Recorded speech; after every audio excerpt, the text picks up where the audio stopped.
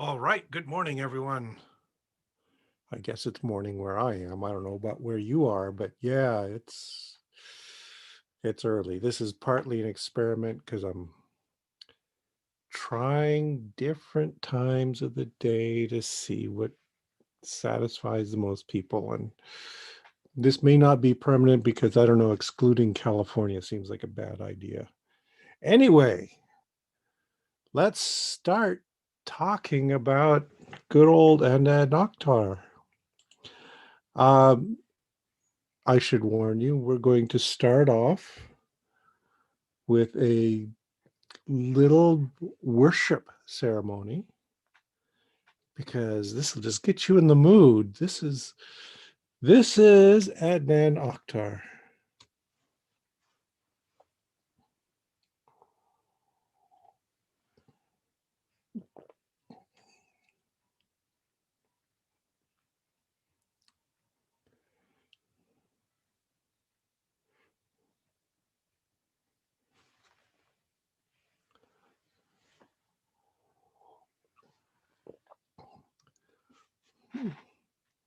Yeah, I'm going to make you suffer with this for 2 minutes.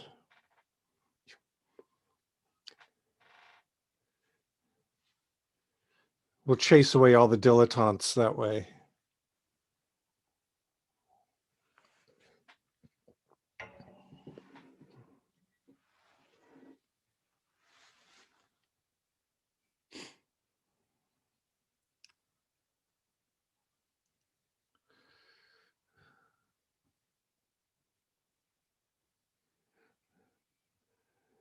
I don't know if I can watch the whole thing through.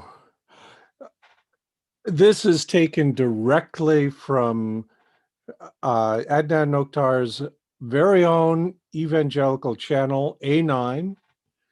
It was broadcast on Turkish television and on the internet.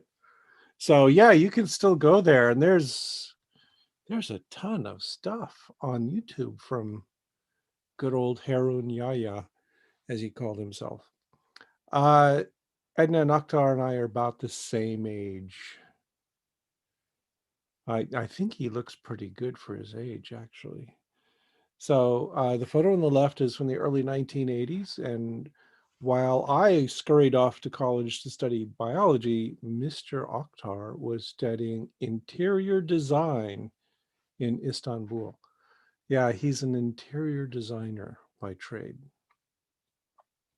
But he was also very devout. You know, there's nothing to exclude faith and being an interior designer.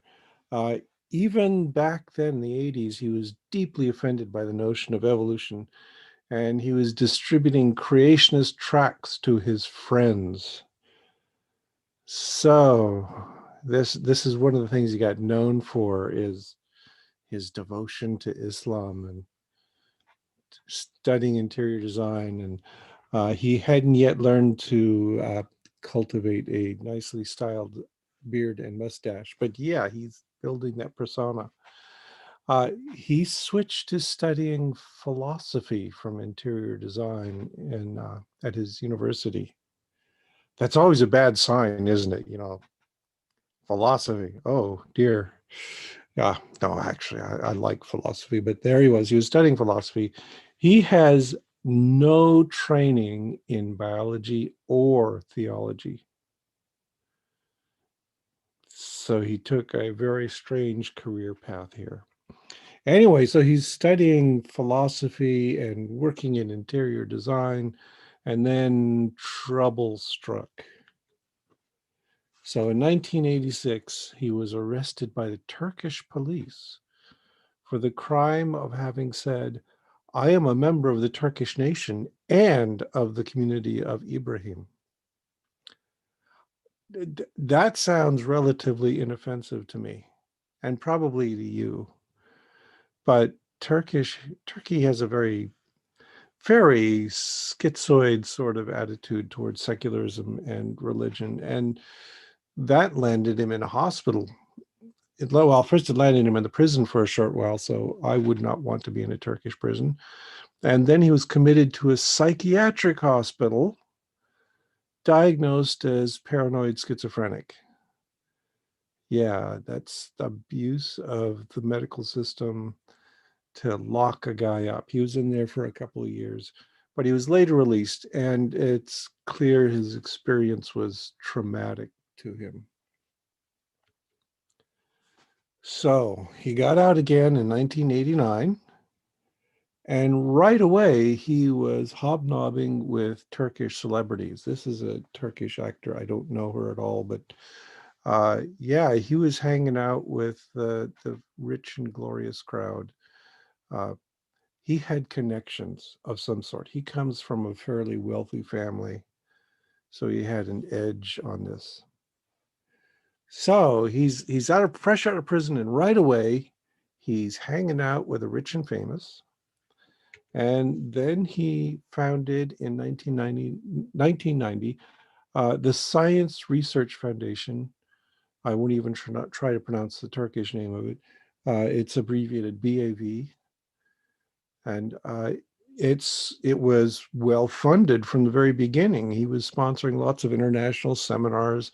The one photographed here features Fuz Rana, a well-known old Earth creationist in the United States. So he was suddenly rich for mysterious reasons. Apparently, and I have to be careful in saying this stuff because a lot of it was the Turkish police, a despotic regime with an authoritarian police force that wasn't above making up evidence for things. But they clearly didn't like him. So he was busy carrying out these cult-like recruitment activities. He was focused on gathering women from wealthy families. And he had this peculiarly Turkish attitude promising the combination of Western materialism with the Islamic faith. So he was unaccountably popular, not with the common crowd, not with everyday Turks, but with wealthy Turks, which is the way to get rich, I guess. So the police were suspicious about the flow of money and the cult-like behavior of his organization, and he was arrested again in 1991 on drug charges. Oktar claims the cocaine was planted on him, and that may have been true, but he was up to some shady stuff anyway, and the Turkish police definitely wanted to lock him up. In 1999, he was arrested again, this time on charges of financial corruption and blackmail. Those were probably true. And he was handcuffed for a week and basically tortured, by being kept awake for a week. And he was pressured to sign a confession, which he did not do, apparently. And he was eventually released. The whole justice system in Turkey is screwed up, a lot like the justice system in the United States. But he was briefly arrested, semi-tortured. Nah, he was really tortured, and then released. I'm looking at American evangelists like Kent Hovind, who never shut up about how they were oppressed for their beliefs.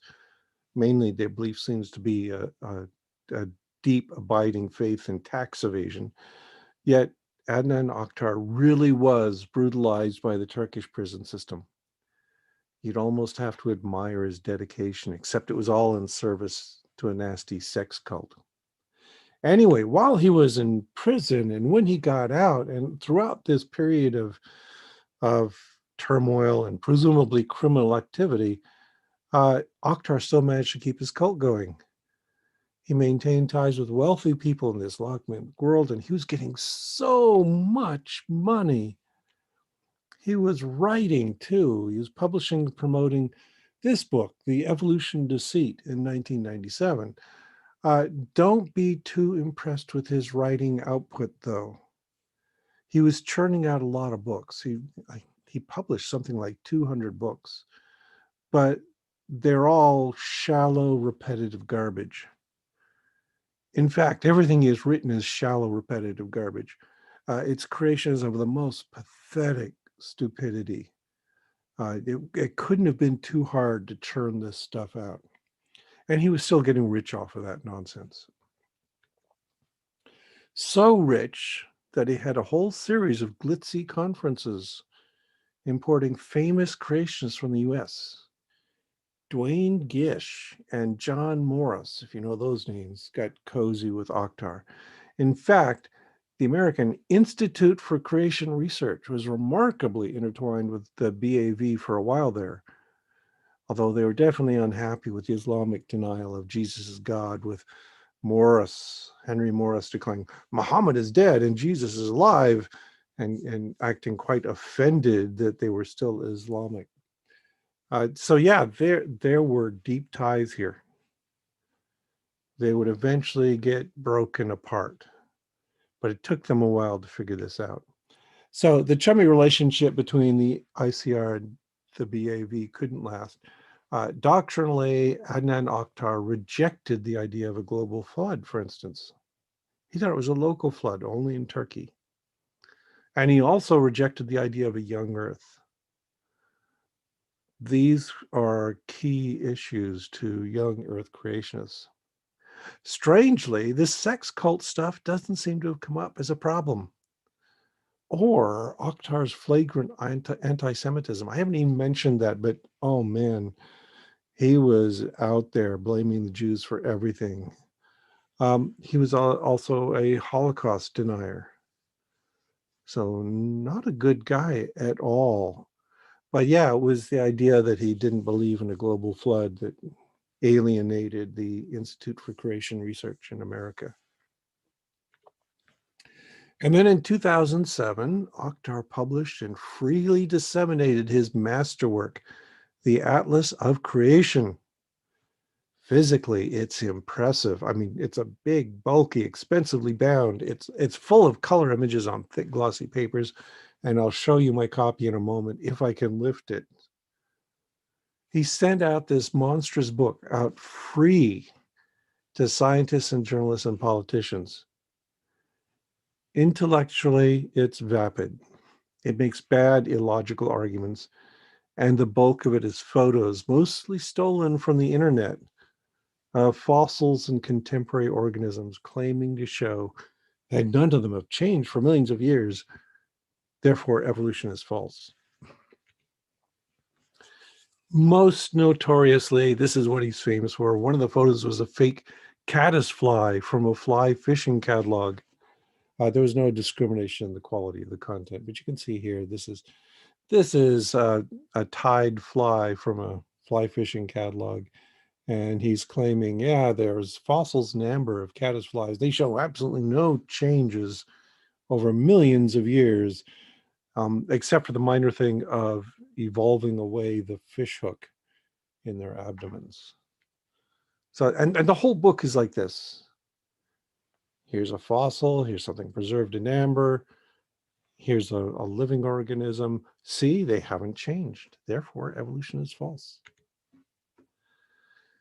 In 2011, he founded his very own television channel, A9, with distinctive religious content. It featured a collection of attractive women he called his kittens. They tended to dance rather joyously, as I showed you at the beginning of this video. And he had, excuse me, he had programming which included videos of his kittens reading the Quran or the works of Adnan Oktar in what looks to be mostly robotic recitations. Look it up. It's creepy stuff.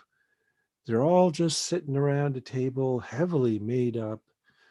They're very attractive women, and they're just reading this stuff by rote, and then they have what are clearly scripted and rehearsed questions from other kittens, and they do a little back and forth that's just really bizarre to watch. Yeah, so this is his style of creationism. Every creationist has their unique style, I guess. Then the end came hard and fast. In 2018, he was arrested again for a number of crimes, and this time they're going to stick. So he's charged with founding and leading a criminal organization, political or military espionage, sexual abuse of minors, sexual abuse, deprivation of liberty of the person, torture, disturbance of right to education, and recording personal data and threats. At the trial, apparently, again, I do not have access to trial transcripts or anything like that, lurid photos of sex acts were revealed, and some of the kittens testified to having been sexually abused. Are you surprised? Anyway, weirdly, there was a stash of, part of the evidence was a stash of 69,000 contraceptive pills found in his compound headquarters, which Oktar claimed were used to treat skin disorders and menstrual irregularities. Sure, that's a legitimate use of contraceptives, but 69,000? How many women was he keeping in his little army? He claims to have had 1,000 girlfriends at the time. Now, this time he finally is convicted and he's sentenced to 1,075 years in prison. I'll guess he'll be 1,139 years old when he gets out. It's got to be a little daunting. I'm in some ways I'm kind of sympathetic. I hate to say that because he's a monster, but I trust the Turkish prison system about as much as I do the American prison system, and this is a harsh sort of sentence that he's received. Um,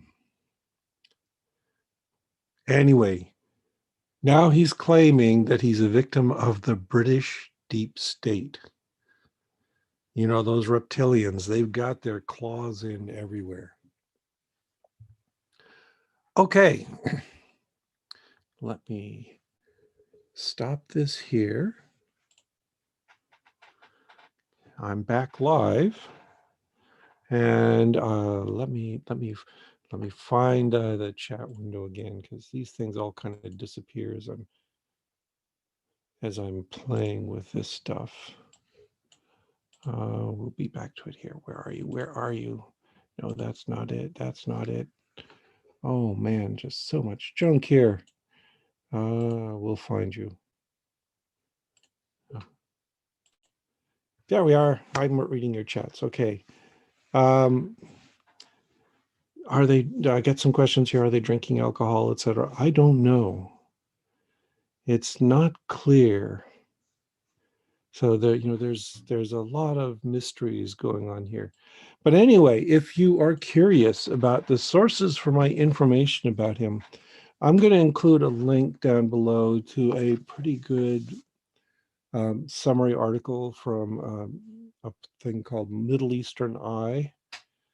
They did a fairly thorough review of Adnan Oktar. Also, let me mention, there's this beautiful book here. I will include a link to it as well. So this is Ron Numbers, The Creationists, and it's a very good, very thorough book that goes over the history of American creationism. It only has a short chapter at the very end about Turkish creationism, so it's not authoritative there, but it does talk about Adnan Oktar. If you are looking for major sources of creationist thought outside of the United States and England, not so much England, but mainly the United States, Adnan Oktar is the main one. There's also some Sudanese creationists that get a brief mention, but Adnan Oktar was the Muslim for the Muslim version of creationism. It's striking how influential Oktar was. Most of these creationist religions are not founded in a deep theological literature. They sort of come out of left field.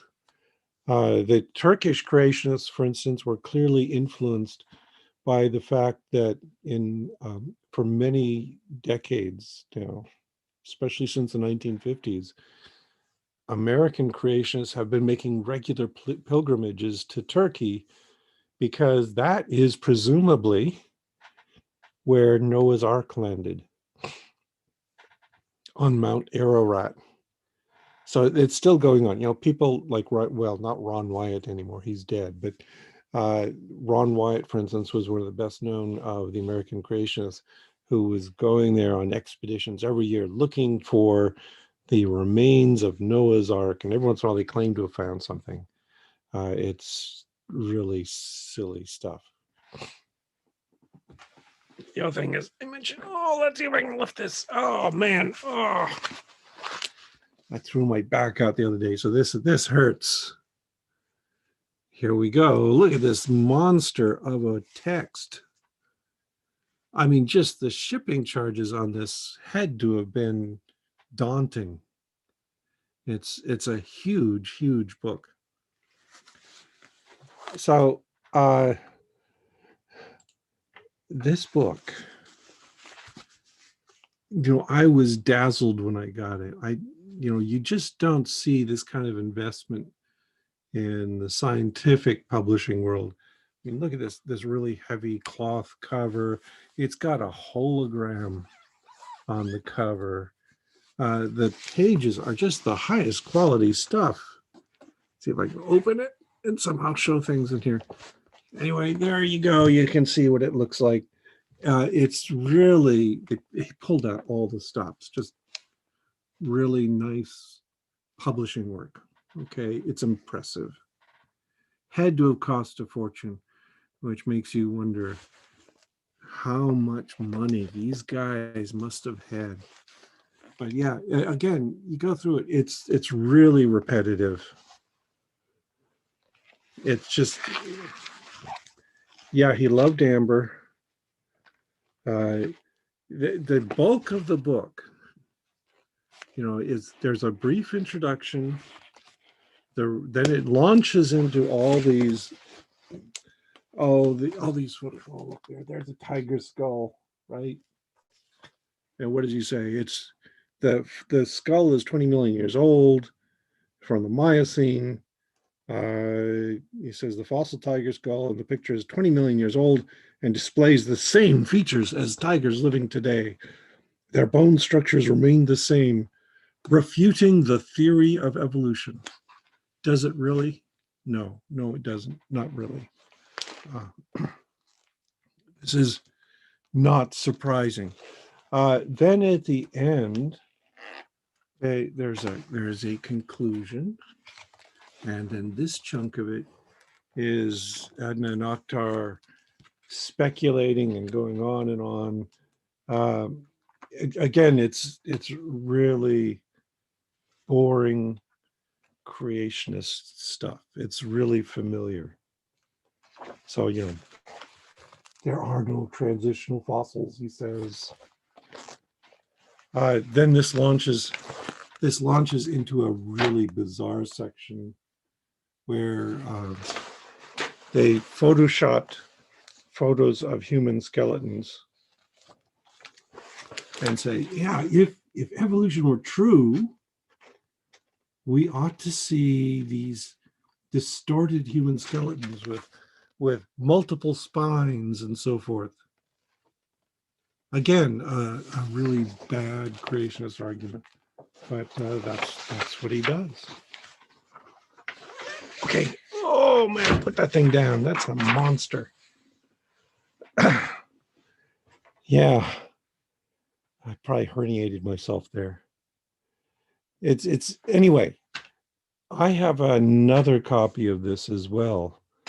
So someone gave me their copy because they didn't want to keep it around, and then fortunately Adnan sent me my very own personal copy. Oktar, about 10 years ago, Oktar actually invited me to come to Istanbul to join in a debate, a lecture series, whatever. It wasn't clear. Uh, and I apparently am wiser than the Institute for Creation Research because I turned him down, just flat out turned him down. And that was hard because I am fascinated by Turkey. Okay.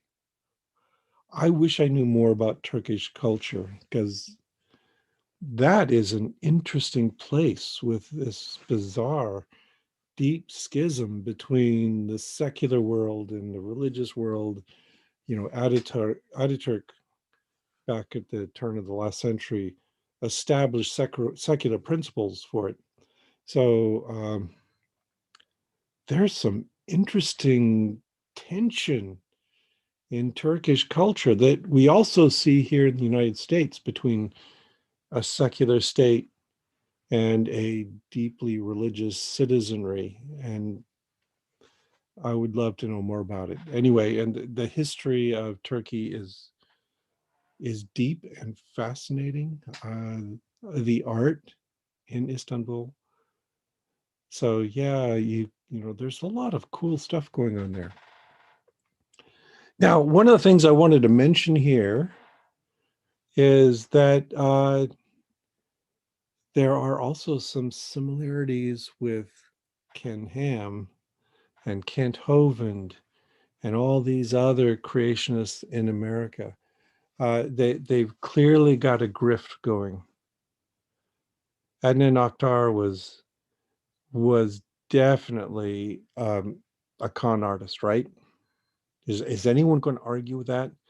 I mean, even when I suggest some sympathy for the harshness of his sentence, I gotta say he was a con artist, and he kind of deserved what he got. Maybe not to the extent he got it. He was also an abuser of women, although he declared that he just loved them so much. So yeah, he's kind of out there. Anyway, Ken Ham, Kent Hovind.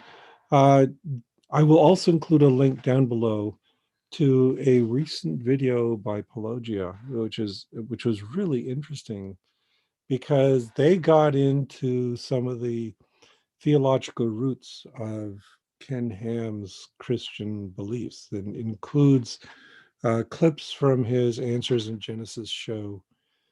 And it was really interesting because uh, Ken Ham, there's one way you can get Ken Ham really upset, and that is to point out the true and accurate history of creationism in the United States.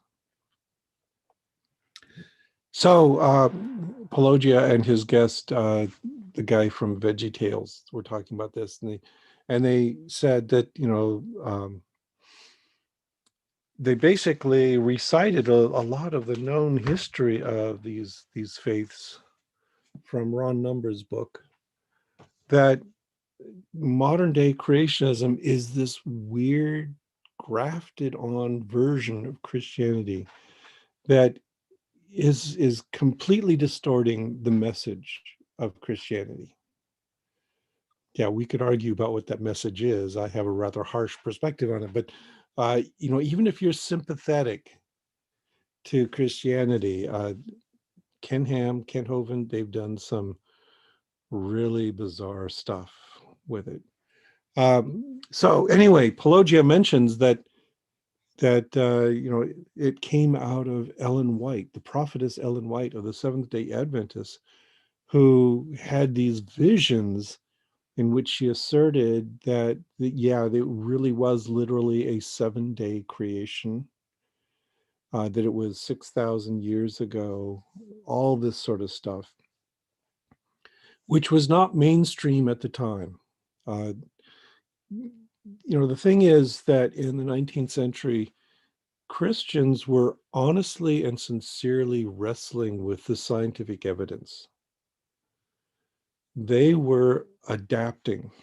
They were thinking about well, hey, geology is saying the Earth is really, really old. There are these fossils of past life that do not exist anymore, and they were trying very hard to figure out a way to reconcile their Bible with their science.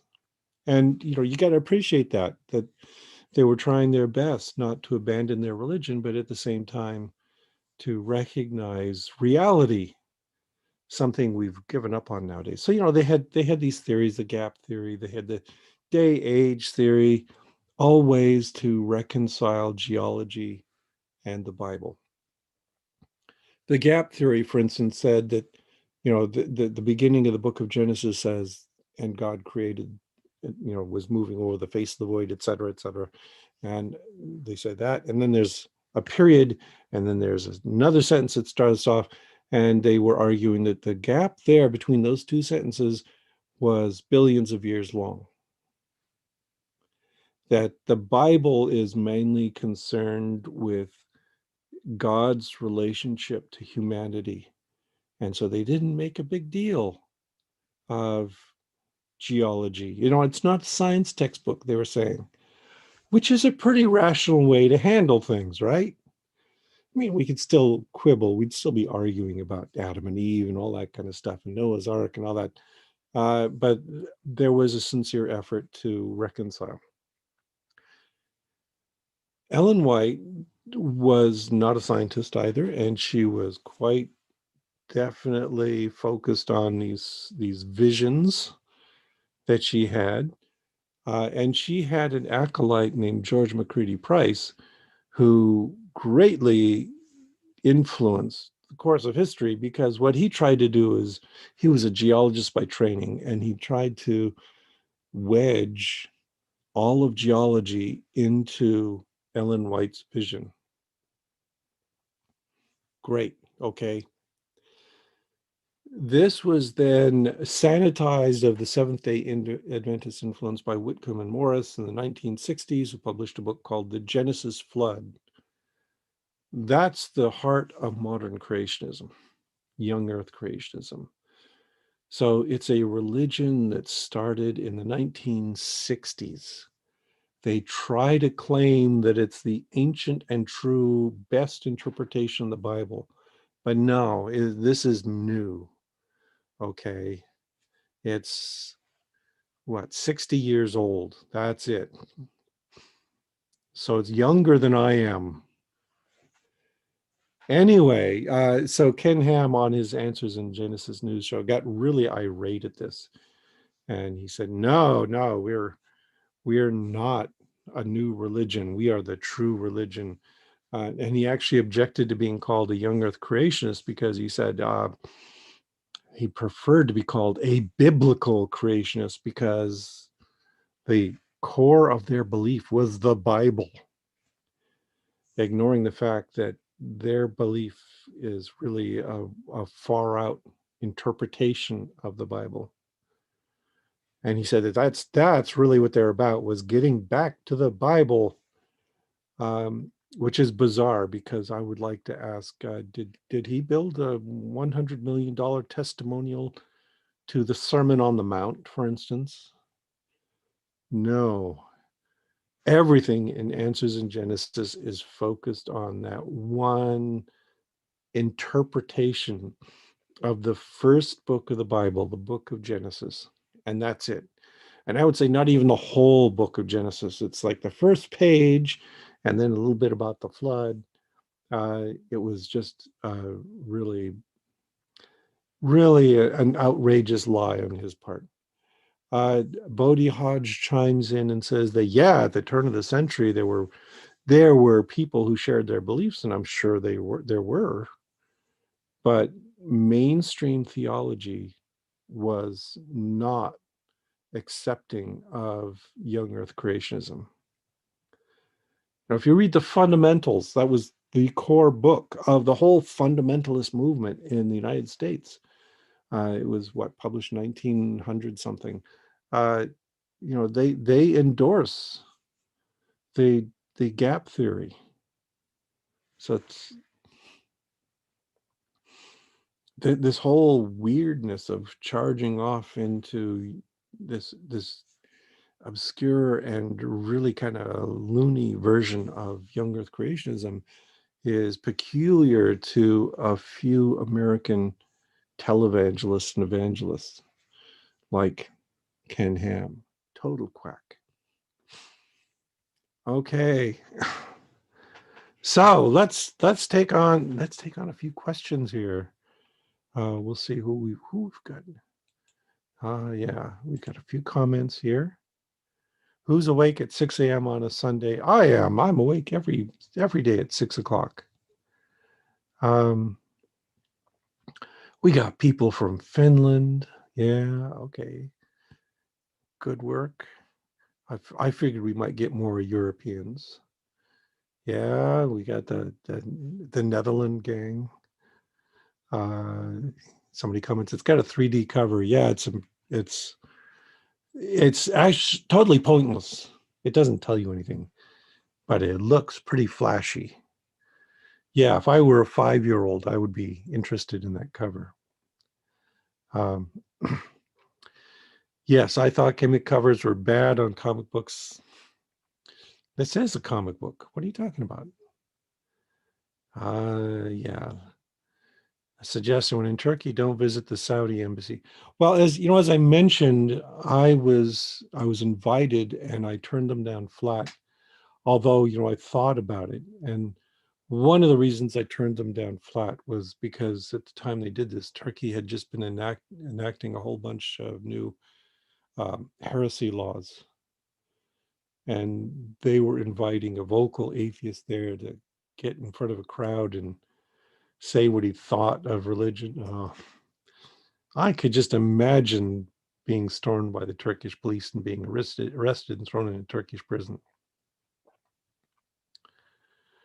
Yeah, a lot of that so the secular basis is now being denied by a lot of creationists. The young earth creationists in the United States have taken a different path. Like I said, that 100 years ago, the creationists were eager to reconcile with science. You know, they didn't want to be the crazy. They loved St. Augustine's idea that, yeah, you should not preach nonsense when you're trying to reach people. And they said, no, we're not gonna do that. And people like the Whitcomb and Morris in the 1960s turned that on its head and said, no, we're going to deny reality altogether. We have our own reality we're going to promote. And yeah, it was just, okay. Yeah. Yes, it was a great interview with the VeggieTales guy. And like I said, I'll include a link down below. Uh, you know, I don't agree with the VeggieTales guy about Christianity, but we would be so much better off if the version of Christianity that was being taught around here was his. You know, he might resent this when I say it, but he was preaching the kind of humanist version of Christianity. If only so many more. You know, the thing is, though, of course, that a lot of Christians do, in practice, believe in that kind of humanist version of Christianity. And unfortunately, the thing is that there are these people like Ken Ham and Kent Hovind and all these wacky loons who have made it their policy to accuse such people of being heretics, of being terrible people who have betrayed Jesus. And that hurts these people. You know, if you truly believe in Christianity, that's not a good thing. Oh, we got people from New Zealand and Australia. Oh, you guys are crazy. Well, maybe you're just staying up real late. Okay, let's see what else have I got here. Oh, Keith Moore's argument supporting the notion that the Quran is a miracle and embryology. Maybe not today. I could probably dedicate a whole video to just taking that apart. Keith Moore was a legit embryologist. You know, he's really well known. He published a bunch of textbooks that if you're in nursing school and you take, you know, embryology for nurses, you're probably going to learn it from a Keith Moore textbook. He had multiple versions. Uh, I have no quibble with him there, but he was invited to speak at a Muslim event, and he was maybe a little bit too polite, and he tried his best to be friendly and accommodating, and he said a few things that I wish he had never said, because no, it was a lot of waffly words that Keith Moore said. And I also get the impression Keith Moore did not do much studying of the history of embryology. He was very much an applied embryologist, which is a good thing. But yeah, maybe I should talk about, maybe that's something I could talk about next week, specifically that. Let's see. It makes sense that the ancient people who wrote the Bible are talking about local events and writing about them. Yeah, uh, I agree. You know, most of these civilizations, the early civilizations, were built on floodplains because that was a nice fertile place to raise crops. So floods were a common thing. Yeah, it's too bad Harun didn't make pornography. He had the raw materials in hand. The impression I get from some of the accounts of the trial is that he did make pornography for his personal consumption, and that got exposed, and that's one of the reasons he got treated badly. Well, deservedly badly. And no, I do not want to see that pornography because it was all abuse of women. Yeah, it sounds like these women were hoodwinked into supporting the religion, or his particular interpretation of the religion, and got roped into these behaviors. And yeah, let's hope those get burned and lost forever. Yeah, let's see. Greetings from Sydney, New Zealand. Wow, I'm impressed. Do you know if any creationists were involved in the Trumpist terrorist attack on the Capitol? Probably. I would not be surprised. There's a lot of peculiar stuff going on there, but of course their religion was, well, no, their religion was front and center, but their specific details of doctrine were not front and center. But yeah, the conspiracy theorists have a deep distrust of the mainstream, of authorities, and they rejected a science like vaccinations and the COVID story. So sure, I'm sure there were creationists among them. It's not the most pressing issue in prosecuting them, however. It's the violence that counts. Yeah, the Turkish history and culture is so complicated. So yeah, there's a lot of interesting, weird stuff going on over there that as I mentioned, I would love to visit Turkey, but not now.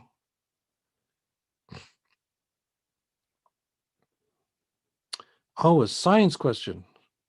I've always wanted to ask an Evo Bio person this. In each era, we see the same evolutionary niches filled, things like predatory carnivores, herbivores, flying.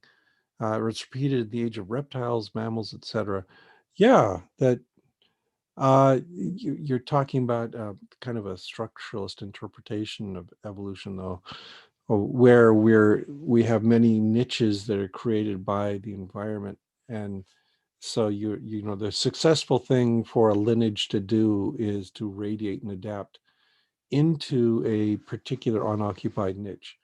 So, for instance, flying is a really interesting one where, you wipe out all the flying creatures as you do in the Cretaceous extinction, and animals that could then leap into the air and adopt that niche have an advantage. So you see that kind of happening over and over again.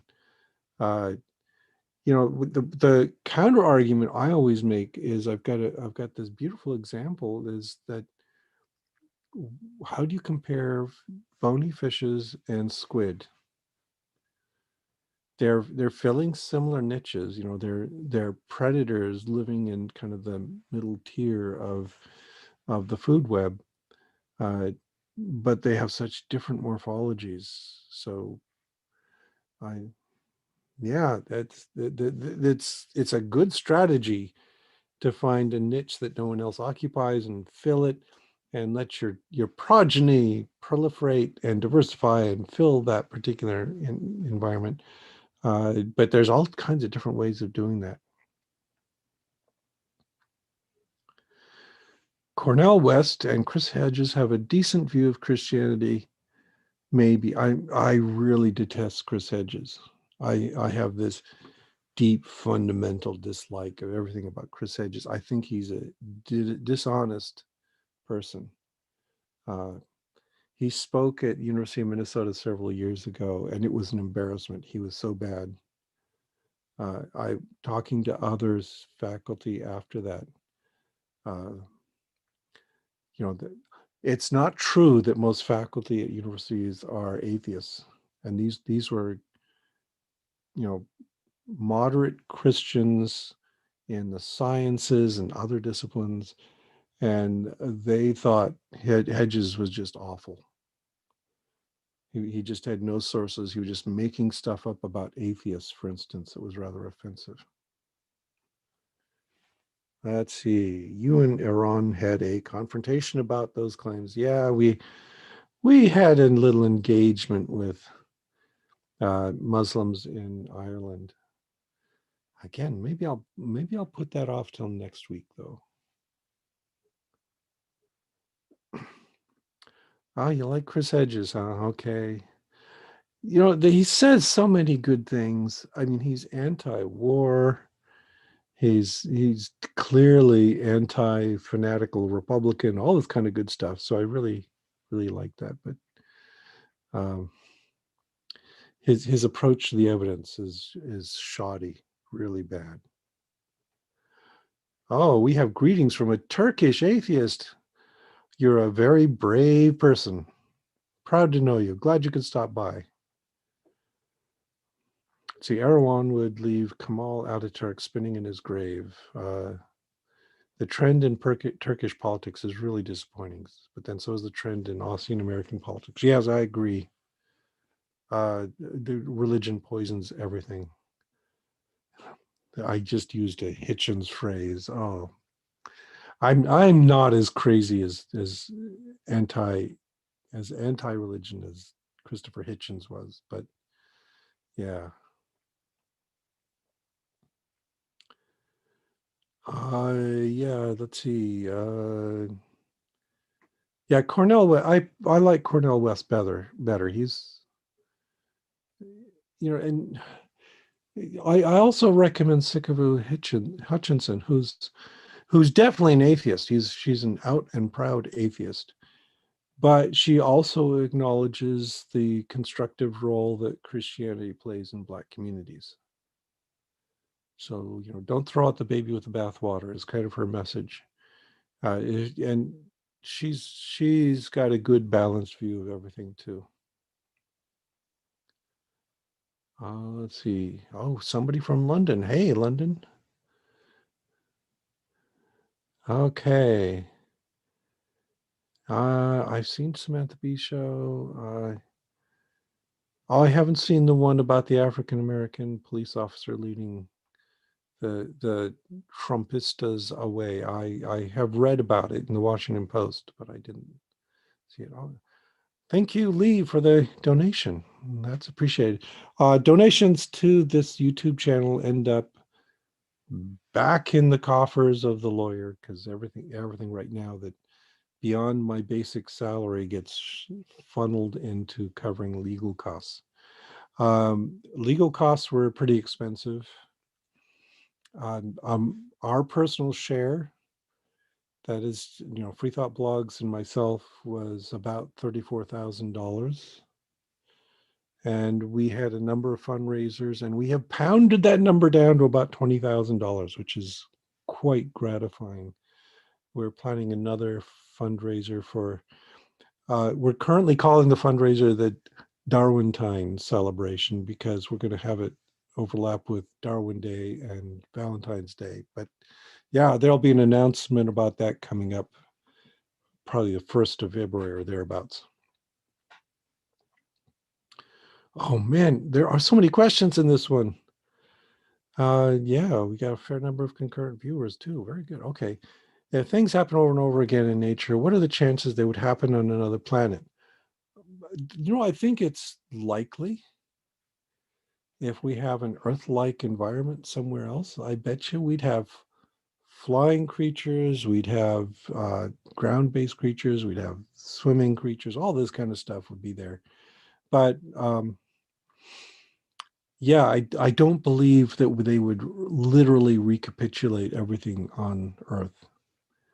Furthermore, there's this idea called niche construction, where it's the interactions between different lineages that produced new environments. And you wouldn't necessarily get those same niches appearing. So you might get some significant differences. You could also have things happen like, for instance, one of the thoughts about how the Cambrian evolution got started was the bioturbation revolution. That what made a big difference there was the evolution of worms that just churned up ancient sediments and released new nutritional elements into the environment, and that fueled the diversification of lineages at that time. What if worms didn't evolve? I don't know how likely that is. We'd have to go to another planet and find out. Okay. Oh, I missed part of your question, Nathan. Why has intelligent life only arisen once? It's obviously an equally fruitful niche. Another good question. Has it arisen only once? I don't know. That why in the Mesozoic didn't we get, definite, strong sort of, technological style evolution? The thing is, we wouldn't know. What if intelligent life is necessarily short-lived? It arises, it flourishes very briefly, and then goes extinct. That the prerequisites to evolving high intelligence are so narrow and so fortuitous that lineages that lead to intelligence are necessarily precarious twigs on the family tree, and they tend to wipe themselves out. I mean, that's what's happened to primates. Primates are not a very successful lineage. And, when we look at our past, the millions of years of past of just hominid evolution, we see multiple lineages appearing, then quickly exterminating themselves or dying off somehow. So, yeah, I don't know. It's, again, we need to go to some other planets, or at least observe some other planets, and that would be really interesting. Let's see. Oh, Nathan, I got to visit the Jenolan Caves over the weekend, just outside Sydney. Yeah, Silurian era rock. Oh, that's an interesting period of evolutionary history. And the guides give a standard millions of years story. Yeah, that's the thing. I've tried to emphasize that, is that Ham and Hovind and all these, and Adnan Oktar, are fringe beliefs. Fringe beliefs can thrive monetarily. I mean, look how rich Oktar had to have been. Look how rich Ken Ham is right now. But No, you go to the museums and you will not find that there's much there. Oh, let's see. No, there's science. How do we define intelligent life? I don't know. We have a very narrow view of what counts as intelligence, but dolphins and whales and elephants, they're all really intelligent. Birds, the Stellar's jays are clearly intelligent. Crows are clearly intelligent. It's just a different kind of intelligence. See, Joey points out other planets don't have our atmosphere or levels of oxygen and CO2. Yeah, so I don't think that we are going to be able to visit alien worlds, but we can look at other things like their atmospheres from Earth. And the ones that have been found so far don't really look good candidates for Earth-like life. Big Zebra is a zebra and he can type. So there, okay, yeah, we're case closed. Let's see. Yeah, that's winding down. Okay, it's almost 7 o'clock, so I'm going to have to wrap this up shortly. Oh, yeah, intelligence is intelligence equivalent to self-awareness? There's some interesting strains of thought in the AI community that, about things like self-reference being a key part of intelligence. And it may be that spontaneously tends to evolve. You get a big enough brain, a complicated enough brain, and what the brain is, think of it as a big filter for the environment. We're taking all this information, complex information from the environment, and our brain has the role of processing and mapping it and then working it out somehow.